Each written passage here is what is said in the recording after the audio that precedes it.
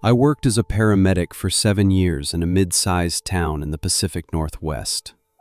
During that time, I saw pretty much everything you could imagine. Overdoses, accidents, domestic violence calls that turned my stomach. But nothing, and I mean absolutely nothing, prepared me for what happened at the Riverside Motel. The first time I heard about that place was during my 3rd week on the job. My partner, a veteran named Marcus who had been running calls for over 15 years, went pale when dispatch gave us the address. He actually reached for the radio to refuse the call before catching himself. I asked him what was wrong, and he just shook his head and said we should get there fast and get out faster. The Riverside Motel sat on the eastern edge of town, where the commercial district bled into industrial warehouses and empty lots. It was one of those places that probably looked decent in the 1970s, but had been slowly rotting ever since. 2 stories of peeling turquoise paint, doors that faced a parking lot full of potholes, and a neon sign that only lit up the first 3 letters of its name anymore. The RIV glowed a sickly pink every night, visible from the highway. That first call was listed as a possible heart attack in room 214. Standard stuff. We grabbed our equipment and headed up the exterior staircase, our boots echoing on the metal steps. Marcus kept looking around like he expected something to jump out at us. The door to 214 was already open, held by a housekeeper who looked terrified. She was a small woman, maybe 50 years old, and she kept crossing herself and whispering something in Spanish. Inside, we found a man in his 60s lying on the bed. He was clearly deceased, had been for at least a few hours based on the lividity. But that was not what made Marcus grab my arm and pull me back toward the door. The man's face was frozen in an expression of absolute terror. His eyes were open, wide enough that I could see the whites all the way around, and his mouth was stretched in a silent scream. His hands were clawed into the cheap bedspread, fingers rigid. I had seen plenty of dead bodies by that point, but something about this one made my skin crawl. Marcus called it in, and we waited outside for the coroner. He would not go back in that room. While we waited, he finally told me about the Riverside. According to Marcus, the motel had a reputation. People died there. Not occasionally, like you might expect at any rundown establishment, but regularly. Heart attacks, strokes, suicides, overdoses. Sometimes people just did not wake up. The causes varied, but Marcus said there was always one constant: the faces. Everyone who died at the Riverside wore that same expression of overwhelming terror. I tried to laugh it off as coincidence or confirmation bias. People die in cheap motels all the time, and fear is a common response to medical emergencies. But Marcus was serious in a way I had never seen him before. He told me to pay attention to how many calls we ran to that address. He said I would understand soon enough. Over the next few months, he was proven right. We returned to the Riverside Motel 7 more times. Each call was different. A young woman who supposedly fell in the shower, but whose body was positioned in a way that made no sense. An older couple found in their room, both dead, both with those horrified expressions frozen on their faces. A businessman who had checked in for one night and was discovered by housekeeping the next morning, sitting upright in a chair, staring at the wall, dead for hours. Every single time, that look of absolute terror.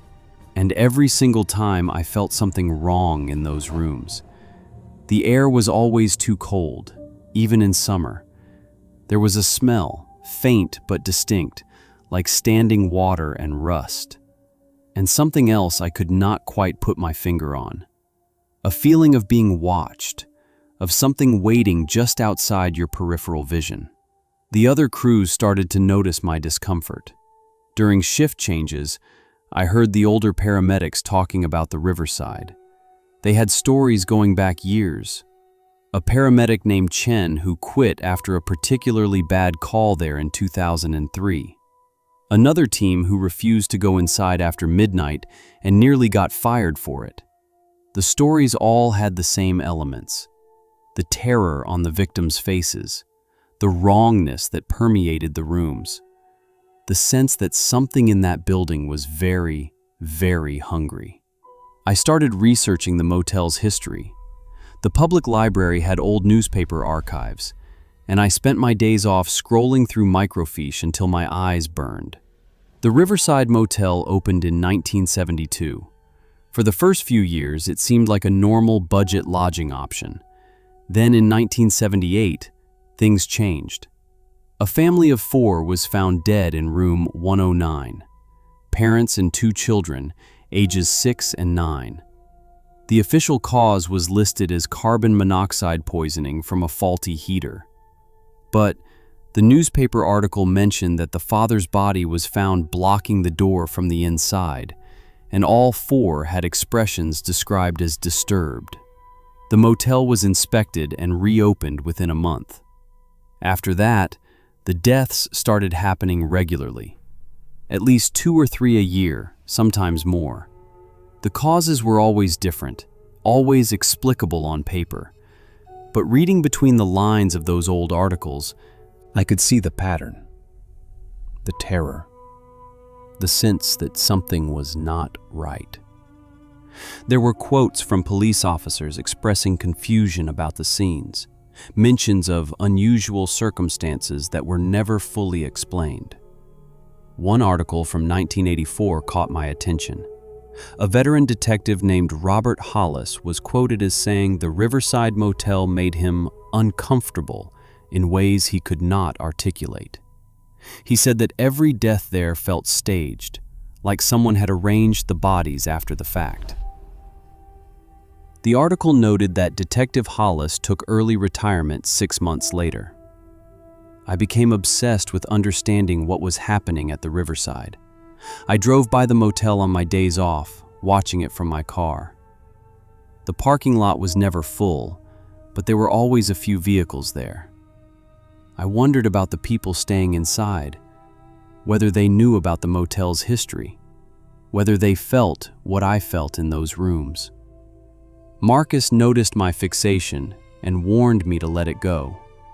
He said that some things could not be explained or understood, and trying would only make it worse. He told me about a paramedic from the 1990s who became obsessed with the Riverside, who started taking extra shifts hoping to be the one to respond there. The guy started having nightmares, stopped sleeping, and eventually had a complete breakdown. Last Marcus heard, the man was in a long-term psychiatric facility. But I could not let it go. Every time we responded to that motel, I felt like I was getting closer to understanding something important, something that wanted to be understood. The feeling in those rooms had started to feel almost familiar, like a presence I was beginning to recognize. Then came the call that changed everything. It was a Tuesday night, around 11:30. Marcus and I were just finishing up paperwork from a minor car accident when dispatch sent us back to the Riverside Motel. Room 307, possible assault. Police were already en route. We arrived before the police. The parking lot was nearly empty, just 3 cars scattered across the cracked asphalt. The motel looked especially decrepit in the darkness, most of the rooms unlit except for a few dim windows that glowed with a sickly yellow light. Room 307 was on the 3rd floor, accessible by an exterior staircase that creaked under our weight as we climbed. The door was partially open. I called out, identifying ourselves as paramedics, but got no response. Marcus hesitated, his hand hovering near the door. I could see the tension in his shoulders. He did not want to go inside. Neither did I. But we had a job to do. I pushed the door open fully. The smell hit me immediately. That same standing water and rust odor, but stronger than I had ever experienced it before. The room was freezing cold despite the warm night outside. I could see my breath forming small clouds in the air. The lights were off, but the bathroom light provided enough illumination to see the basic layout. Standard motel room. One bed, a small table, a television mounted on the wall. A woman sat in the chair by the window. She was in her 30s, dark hair, wearing jeans and a sweater. She was completely still, staring straight ahead at the wall. Not at the television, not at anything in particular, just the blank wall. I approached slowly, calling out to her. She did not respond, did not even blink. I moved around to face her, shining my flashlight to get a better look. Her eyes were open wide, pupils dilated. Her mouth was slightly parted, as if she had been about to speak. Her hands gripped the arms of the chair so tightly that her knuckles were white. I checked for a pulse. It was there, but faint and irregular. Her skin was ice cold. I called to Marcus to bring the equipment, and that is when I noticed something that made my stomach drop. The woman was not looking at the wall. She was looking at the mirror hanging on the wall. And in the reflection, I could see something that was not in the room with us. It was a shape, tall and impossibly thin, standing in the corner behind where Marcus stood.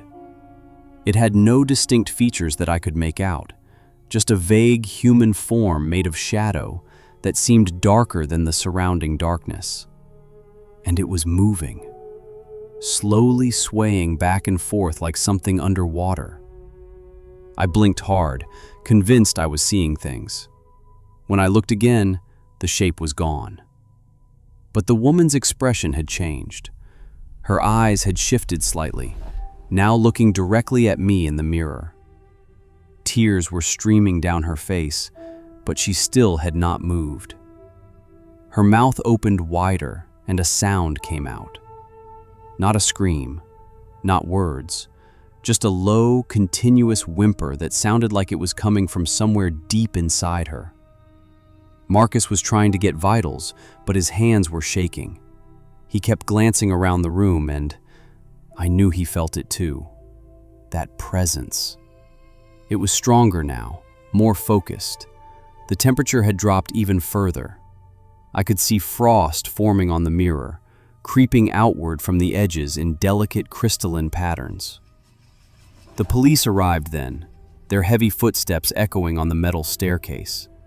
2 officers entered the room, and their presence seemed to break whatever spell had held us frozen. The woman suddenly gasped, a huge, shuddering breath, and collapsed forward. We caught her before she hit the floor and got her onto the stretcher. As we worked to stabilize her, one of the officers searched the room. There was no sign of anyone else, no sign of forced entry or a struggle, just a suitcase on the bed, partially unpacked, a purse on the table, everything neat and ordinary except for the overwhelming wrongness that permeated the space. We transported the woman to County General. During the ambulance ride, she remained semi-conscious, mumbling incoherently. I caught fragments of what she was saying, something about a man in her room, about him standing in the corner, watching her, about how he would not leave no matter how much she asked. She said he had gotten closer every time she looked away, moving in the spaces between her blinks. At the hospital, they listed her condition as severe hypothermia and shock.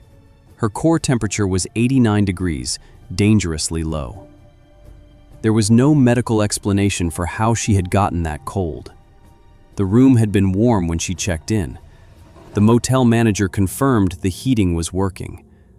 But somehow, in the span of a few hours, her body temperature had dropped to near fatal levels. I gave my report to the attending physician and the police. sticking to the observable facts. But I left out what I had seen in the mirror. I knew how it would sound. I knew nobody would believe me. Hell, I was not sure I believed it myself. Maybe it had been a trick of the light, a shadow cast by Marcus or one of the officers, my mind trying to create patterns in the darkness. But I knew that was not true. I had seen something in that room, something that should not exist. The woman survived the night, but she was never the same. I checked on her status over the following days. She remained in the hospital for psychiatric evaluation. The doctors said she was experiencing severe trauma and persistent delusions. She insisted that something had been in her room at the Riverside, something that had tried to take her. She refused to sleep without every light on. She screamed if anyone approached her in the dark. 2 weeks later, she checked herself out of the hospital against medical advice. 3 days after that, her body was found in her apartment. The official cause of death was hypothermia, despite the fact that it was July and her apartment had been locked from the inside with the heat running. She was found in front of her bathroom mirror, with that same expression of absolute terror frozen on her face. I stopped sleeping well after that. Every time I closed my eyes, I saw that shape in the mirror. That tall, impossibly thin shadow swaying back and forth. I started having nightmares about the Riverside Motel. In the dreams, I walked those corridors endlessly, opening door after door. Every room was occupied. Every person inside was frozen in terror, staring at something I could not see. And every time I looked in a mirror, that shape was there, always just behind me, getting closer. Marcus noticed my deterioration. He tried to talk to me about it, told me I needed to take some time off. But I could not. I had to understand what was happening. I had to know what that thing was. I went back to the library, digging deeper into the motel's history. I found something I had missed before, a small article from 1971, a year before the Riverside opened. The property had previously been the site of a private psychiatric facility called Riverside Haven. It operated from 1923 to 1971, when it was shut down following an investigation. The facility had specialized in treating severe cases, patients who were considered too dangerous or too ill for standard hospitals. The article mentioned allegations of experimental treatments and patient abuse. There was a fire in 1970 that killed 17 patients and 3 staff members. The bodies were found locked in the basement, where they had been trapped with no means of escape. The facility was condemned, torn down, and the motel was built on the same foundation: the basement. The Riverside Motel had a basement. I had never been down there, never had a reason to. But suddenly I knew that was where the answer was. Whatever was happening in that motel, whatever was killing people and driving others insane, it originated in that basement. I needed to get inside. I needed to see for myself. I knew I couldn't just walk in and ask the manager for a tour of the basement. After what happened with the woman in room 14, the place had gotten some unwanted attention. Police had been sniffing around, asking questions. The manager was nervous, defensive. He wouldn't let anyone poke around in areas guests didn't need to access. So I waited.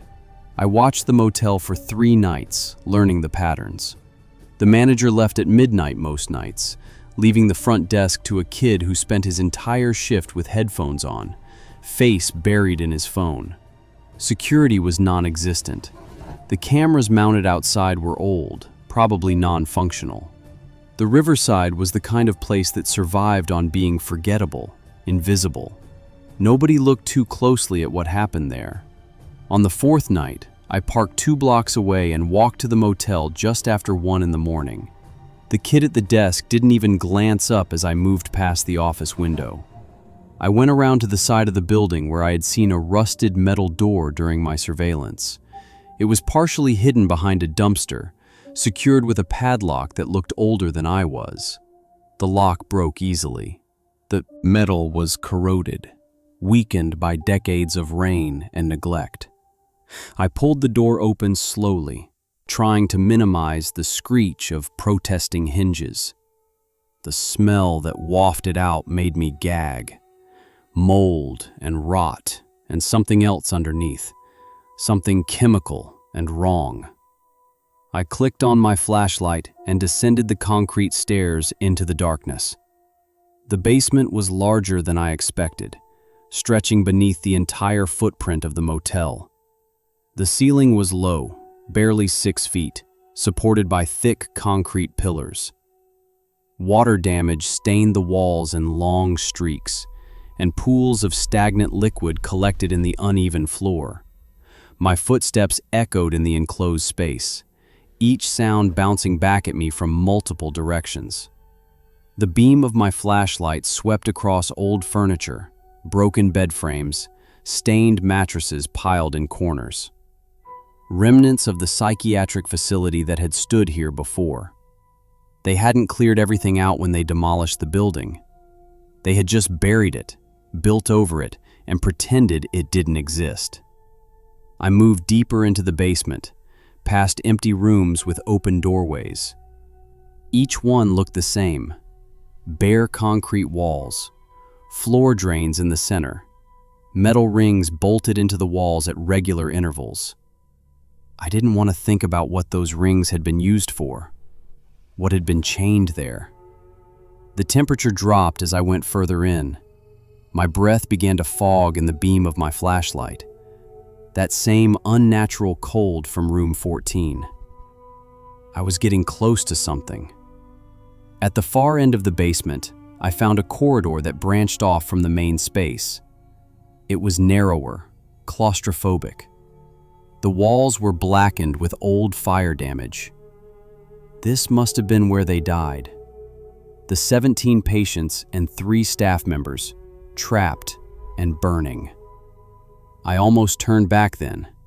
Every instinct was screaming at me to leave, to get out of this place and never come back. But I had come this far. I needed to know. The corridor ended at a heavy metal door. Unlike everything else down here, this door was new, industrial, the kind you see in morgues or meat lockers. Someone had installed it recently, probably when they built the motel, to keep something in, or to keep people out. I grabbed the handle. It was ice cold, painful against my palm. The door opened with a pneumatic hiss, releasing a cloud of frigid air that billowed around me. Beyond was a room, larger than the others, and it was not empty. Mirrors. The walls were covered in mirrors, dozens of them, maybe hundreds, of all different sizes and shapes. They reflected my flashlight beam back at me from 1,000 angles, creating a dizzying, disorienting effect. I stepped inside, and immediately the temperature plummeted even further. I could see ice, crystals forming on the surface of the mirrors, frost spreading across the reflective glass. In the center of the room was a chair, an old psychiatric restraint chair, the leather straps dark and cracked with age. And sitting in that chair was a body, not a skeleton, a body, preserved by the cold, mummified by the dry air. The skin was gray and papery, stretched tight over the bones. The mouth was open in a silent scream. The eyes were gone, just dark, empty sockets. But worse than any of that was what the body was wearing. A hospital gown. And a name tag, still legible after all these years. Patient 1701, Thomas Greer. I knew that name. I had seen it in the articles about the fire. Thomas Greer had been the last patient admitted to Riverside Haven before it closed. He had been transferred from another facility after attacking and killing 2 orderlies. The report said he was violent, delusional, and obsessed with mirrors. He claimed he could see things in reflections that others couldn't, that there were people living in the mirror world, watching us, waiting. They had put him in isolation, in this room, in this chair. And when the fire started, no one had come to let him out. I looked at the mirrors surrounding me, and suddenly I understood. This room had been his cell. They had put mirrors everywhere, probably as part of some twisted therapy, forcing him to confront his delusions. But what if it hadn't been delusions? What if he had been right? What if, in his terror and rage and desperation as he died, he had somehow gone into those mirrors, become part of them? That's when I saw it. In one of the mirrors to my left, a reflection that didn't match reality. A tall, impossibly thin shadow swaying back and forth behind where I stood. The same shape I had seen in room 14. I spun around. Nothing there. Just empty air and the corpse in the chair. But when I looked back at the mirror, the shape was closer. And now I could see more details. The suggestion of a face, long and distorted. The hint of a smile, too wide, stretching from ear to ear. Arms that were too long, fingers that tapered to points. All around me, the other mirrors began to show the same thing. That shape, reflected in every piece of glass, moving independently of reality, getting closer with each reflection, advancing through the mirror world toward where I stood. The frost on the mirrors began to crack and splinter. The temperature dropped so low that my lungs hurt with each breath. I could feel it now, that presence, pressing in from all sides. The thing that had been Thomas Greer, transformed by death and rage into something else. Something that lived in reflections and fed on fear. I ran. I dropped my flashlight and ran blindly through the darkness, hands outstretched, bouncing off walls and pillars. Behind me I heard a sound, like glass grinding against glass, growing louder. The mirrors were moving, shifting, trying to keep me trapped in their reflections. I hit the stairs and took them 3 at a time, lungs burning, heart hammering. I burst through the metal door into the night air and kept running. I didn't stop until I reached my car 2 blocks away. I sat in the driver's seat, shaking, gulping air, unable to process what I had just experienced. I should have gone to the police, should have told someone what was down there in that basement. But I knew how insane it would sound. And more than that, I was terrified. Terrified of what might happen if I brought more attention to that place. Terrified of what I might see if I looked too closely at my own reflection. I stopped answering calls to the Riverside Motel after that night. Whenever dispatch sent us there, I found an excuse. Equipment malfunction, traffic, another call that took priority. Marcus covered for me, though he never asked why. I think he knew. I think he had his own reasons for avoiding that place. But you can't run forever. Eventually, the Riverside finds you. I didn't see Marcus for 3 weeks after that night.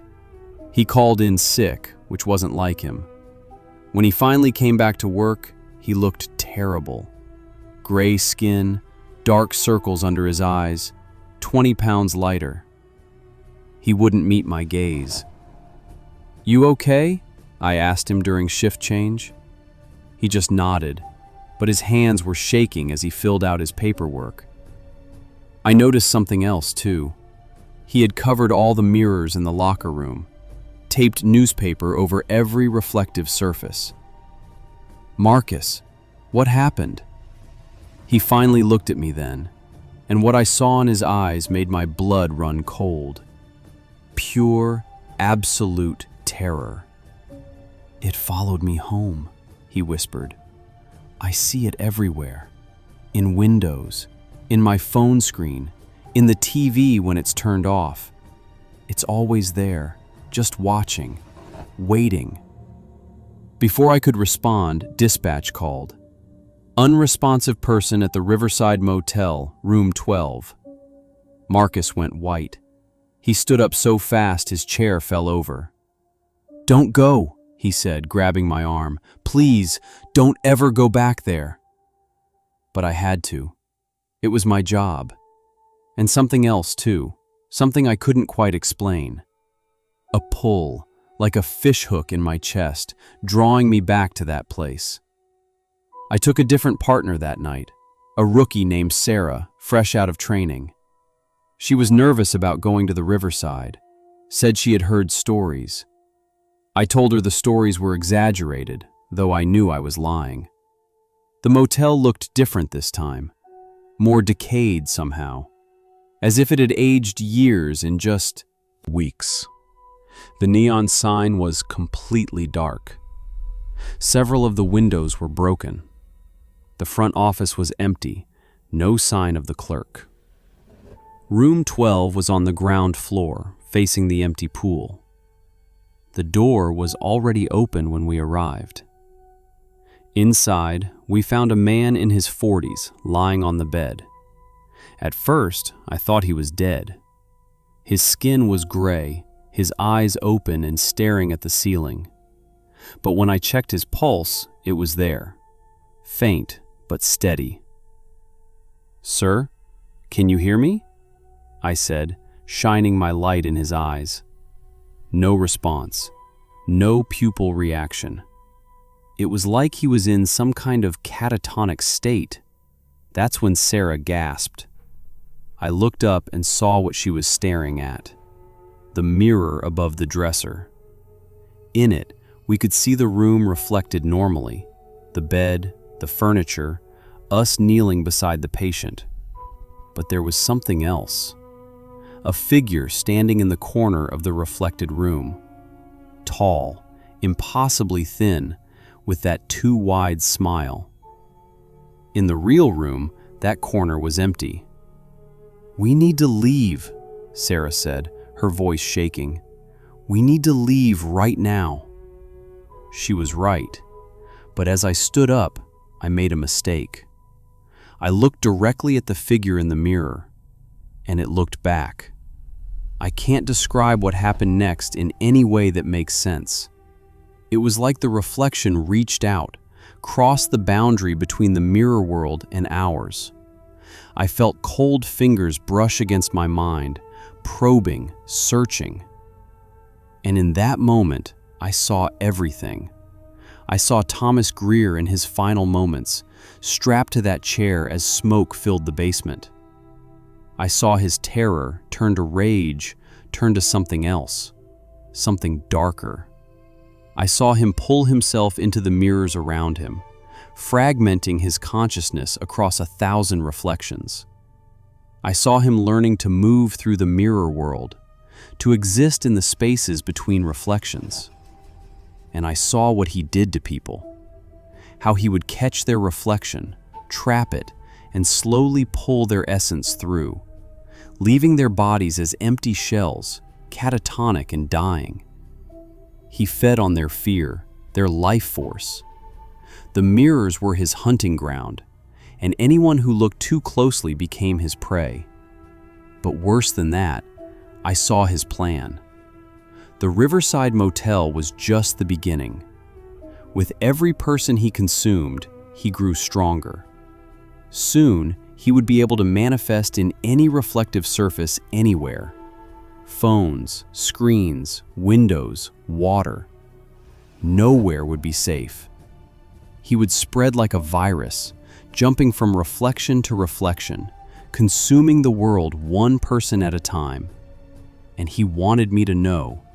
He wanted me to understand that I had helped him.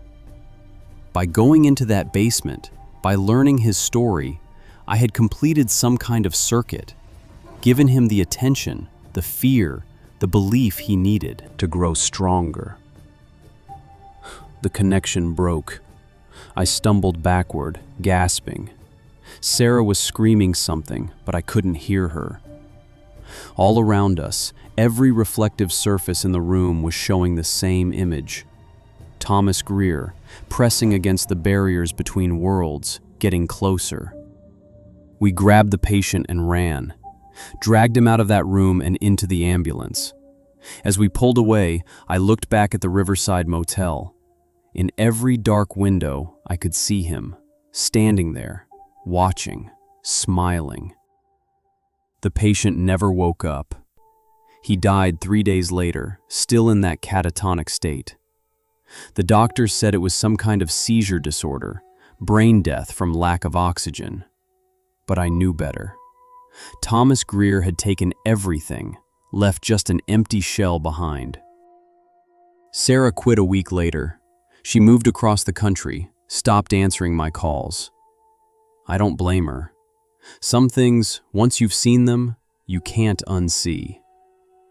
As for Marcus, I found out what happened to him.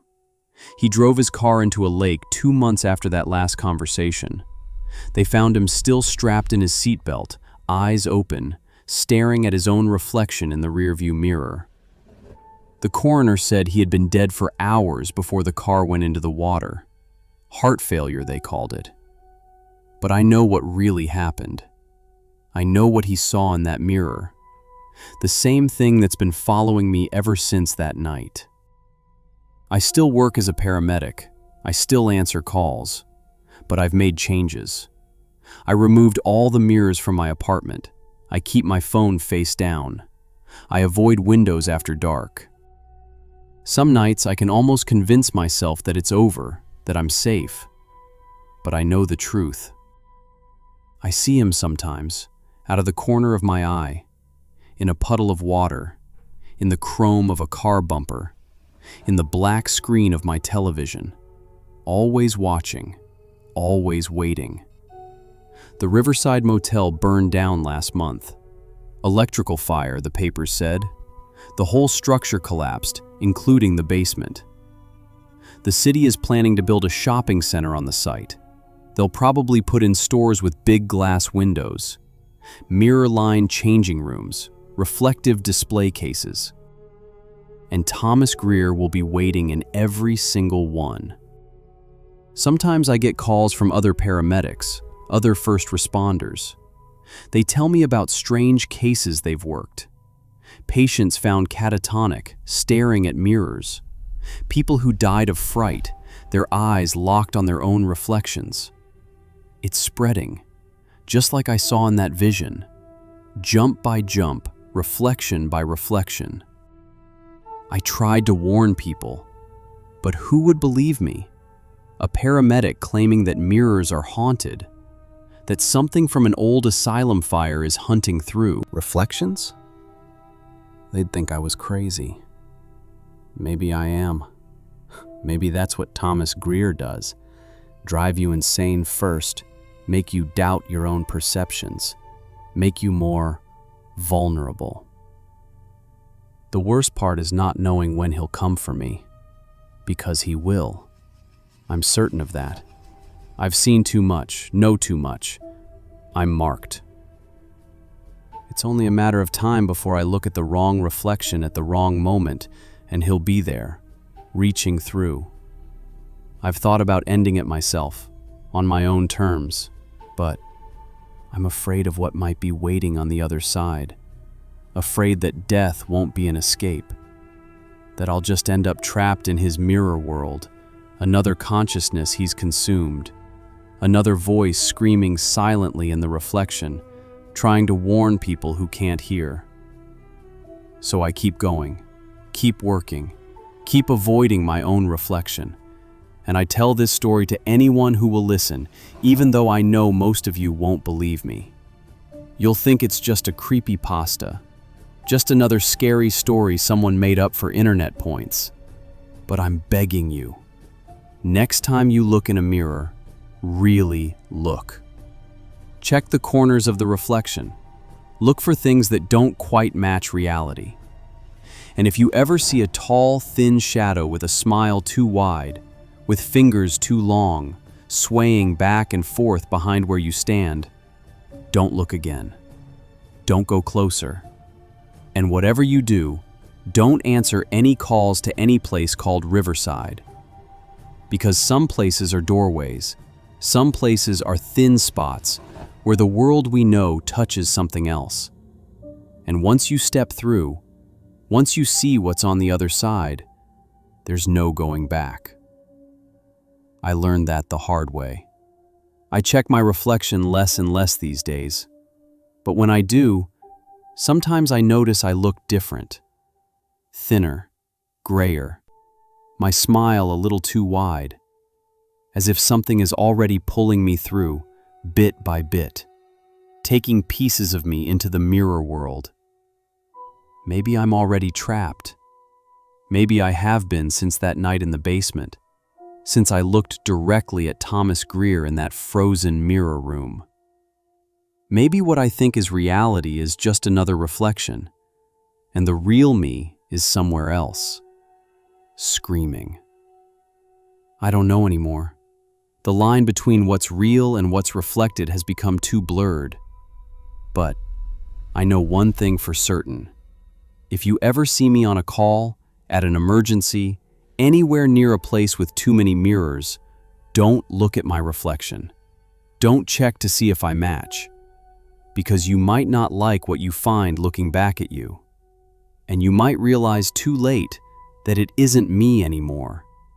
It's him, using my face, wearing my skin, waiting for you to look just a little bit closer.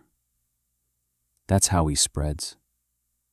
Person to person, reflection to reflection, patient to paramedic to whoever comes next. I'm so tired now. So tired of running, of hiding, of being afraid of my own shadow. Sometimes I think it would be easier to just give in, to let him take me completely, to stop fighting. Maybe that's what he wants. Maybe that's the final stage, when the prey stops struggling and accepts its fate. I had a call last night. Unresponsive person. When dispatch gave the address, my blood went cold. It was my own apartment building, my own floor. When I asked what unit, they said mine. I didn't go. I couldn't. I sat in the ambulance, shaking, while my partner went up alone. She came back 20 minutes later, confused. Said the apartment was empty. Door was locked. No one answered. But dispatch insisted they got a 911 call from that location. A man's voice, barely whispering, saying there was someone in the mirror. Someone who looked like him but wasn't. Someone reaching through. It was my voice on that recording. I listened to it. But I never made that call. Which means either I did and don't remember, or something wearing my face called 911. Either way, the end is close now. I can feel it. So this is my final warning. My last attempt to tell someone what's happening before I'm gone completely. If you see news reports about a paramedic found dead, staring at a mirror with no reflection, you'll know what really happened. You'll know I was telling the truth. And if you ever see someone who looks like me, standing in the background of your reflection, smiling that too wide smile with fingers too long, don't investigate. Don't try to help. Just run. Run and never look back. Because the Riverside Motel might be gone, but Thomas Greer isn't. He's everywhere now. In every reflection, every mirror, every piece of glass. Waiting, watching, hunting. And sooner or later, he'll find you too. We all look at mirrors eventually. We all see ourselves reflected. And one day, you'll notice something wrong. A small detail that doesn't match. A shadow that moves independently. A smile on your reflection that you're not making. When that day comes, remember this story. Remember that I tried to warn you. And whatever you do, don't look closer. Don't ever look closer. Because that's exactly what he wants.